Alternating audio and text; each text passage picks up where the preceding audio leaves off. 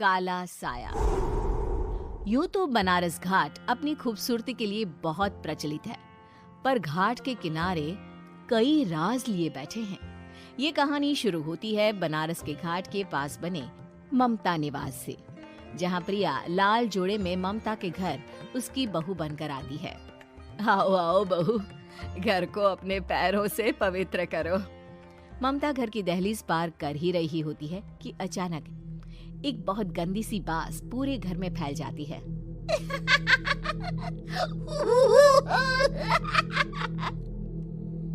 ये बदबू और ये आवाजें, ये कौन हंस रहा है माँ? अब ये पड़ोसी ना हमारे थोड़े अलग से है। कहाँ हम शाकाहारी और ये मांस मच्छी खाने वाले।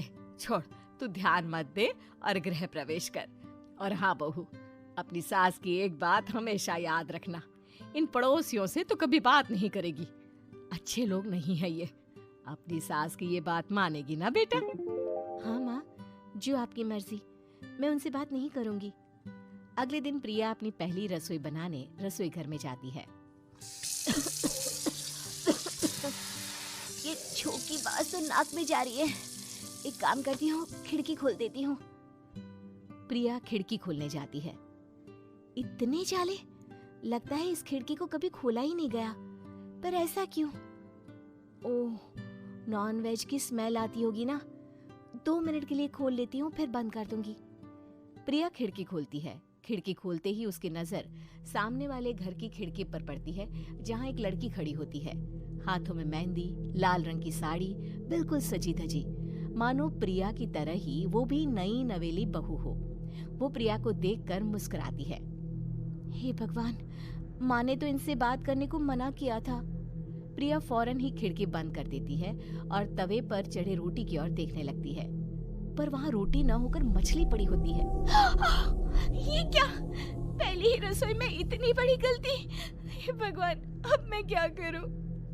प्रिया बहुत डर जाती है और फौरन रसोई की सफाई करने और फिर सभी के लिए खाना बनाने लग जाती है।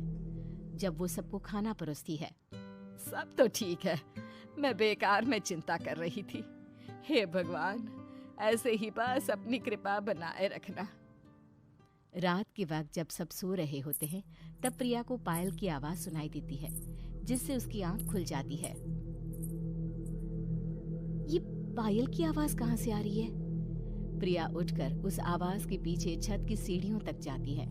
तभी उसे बच्चे के रोने की आवाज आती है। प्रिया छत पर जाती है तो क्या देखती है? वही लाल साड़ी वाली लड़की अपनी गोद में एक नवजात बच्चे को घुमा घुमा कर सुला रही है। तभी प्रिया की नजर उसके पेट पर पड़ती है। ओह गॉड, ये तो प्रेग्नेंट भी है। सुनिए, बच्चा सो नहीं रहा है क्या? मैं कुछ मदद करूं? नहीं नहीं, आपके घर वालों को अच्छा नहीं लगेगा, मैं संभाल लूंगी। स्नेहा की गोद से बच्चा हाथ मारकर प्रिया की गोद में आने को छटपटाने लगता है। दोनों घर अगल बगल में बने होने के कारण प्रिया उस बच्चे को गोद में ले लेती है। प्रिया के पास आते ही वो सो जाता है। बच्चे का वो स्पर्श रात भर प्रिया भूल नहीं पाती और अगली सुबह वो छत पर कपड़े सुखा रही होती है। तभी उसे एक औरत इशारा करके बुलाती है। स्नेहा कह रही थी बाबू तुम्हारी गोद में आते ही सो गया। मैं गौरी, स्नेहा की माँ हूँ। बहू, घर आना, बाबू को खिला भी लेना। शाम को जब घर पर कोई नहीं रहता, बच्चे से मिलने के लिए प्रिया छिपकर अपनी पड़ोसन के घर चली जाती है और कुछ देर बच्चे को खिलाकर वापस लौट आती है। इसके कुछ दिन बाद ही प्रिया को पता चलता है कि वो माँ बनने वाली है। ममता की खुशी का ठिकाना नहीं रहता।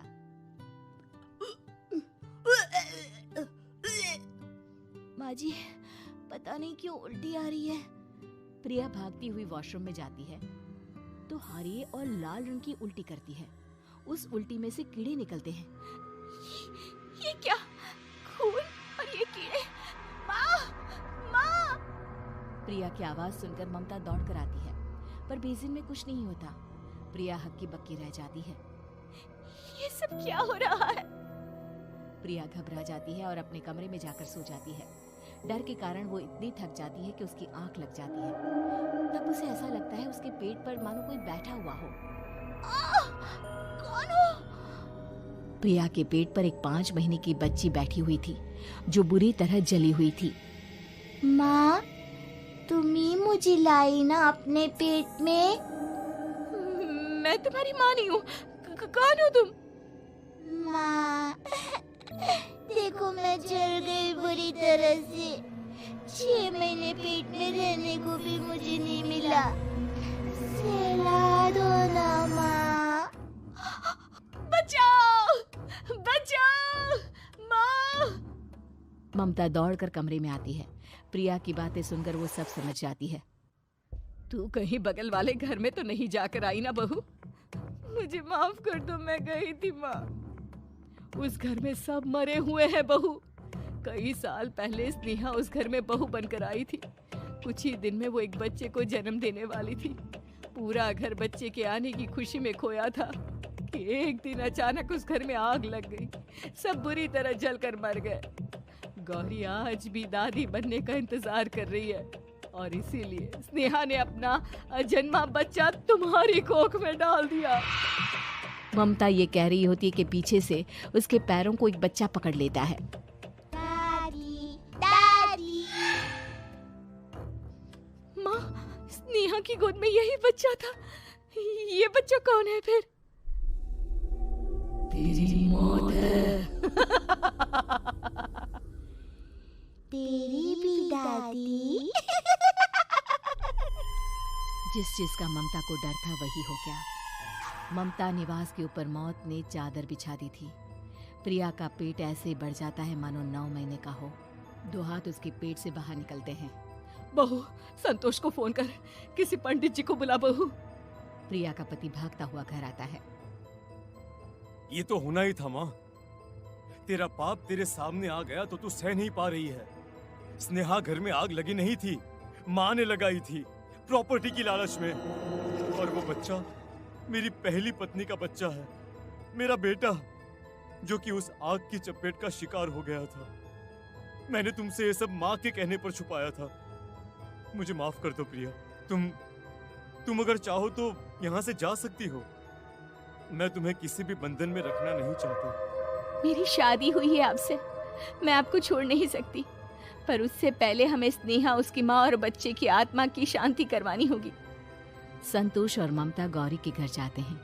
अंदर सब कुछ जला हुआ होता है। जमीन पर जली हुई लाशें बिखरी हुई थी। ममता रो रो कर अपनी करने की माफी गौरी से मांगती है। प्रिया स्नेहा के घर वालों का अंतिम संस्कार करवा देती है और ममता निवास फिर से आत्माओं के साए से मुक्त हो जाता है। उम्मीद है कि आपको हमारी ये कहानी पसंद आई होगी। कृपया हमारे चैनल को सब्सक्राइब करें और सभी अपडेट्स के लिए बेल आइकन जरूर क्लिक करें। और हाँ, वीडियो लाइक और शेयर करना मत भूलिएगा। Bye bye.